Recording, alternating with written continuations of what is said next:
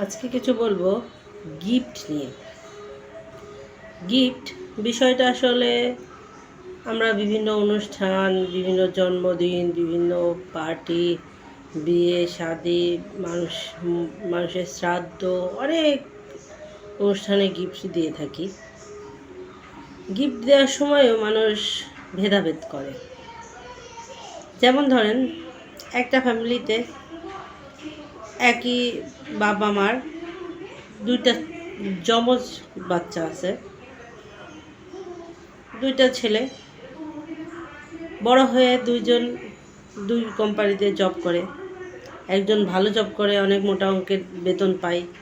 একজন খারাপ কুমা জব করে, কম কম অঙ্কের বেতন টাকা পায়। দেখবেন আত্মীয় স্বজনরা যখন তাদের জন্মদিনে গিফট দিতে যায়, যে বেশি ভালো বেতনের চাকরি করে তাকে ভালো গিফট দিবে, এবং যে কম বেতনের চাকরি করে তাকে কমা গিফট দিবে, কম দামে গিফট দিবে। একই জায়গায় কিভাবে এটা করেন? এটা কি করা উচিত? একটু ভেবে দেখবেন তো।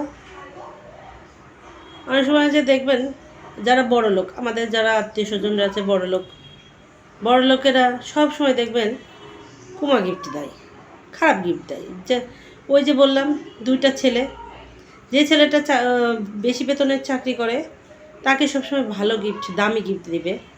আর যে ছেলেটা কম বেতনের চাকরি করে তাকে দিবে কম দামি গিফট। কেন? এতে আপনি আপনার মন মানসিকতার কী পরিচয় দিলেন? আপনি অর্থের দিক থেকে বড়লোক হতে পারেন, কিন্তু আপনার মনটা কি বড়লোক হলো? আপনি কি মনের দিক থেকে বড়লোক?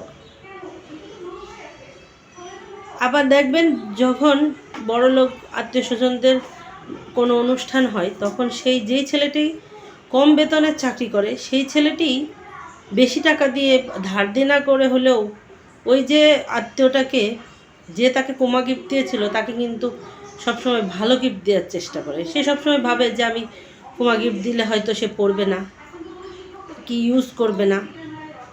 এই জন্য সে সবসময় চিন্তা করে যে বড়লোক আত্মীয়টাকে ভালো গিফট দেওয়ার।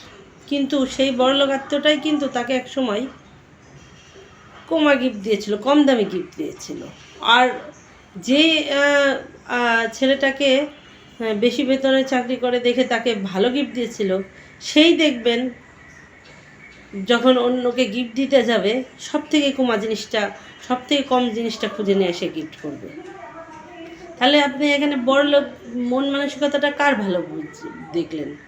যে বড়লোক না যে গরিব? জানাবেন কমেন্টে কার মন মানসিকতাটা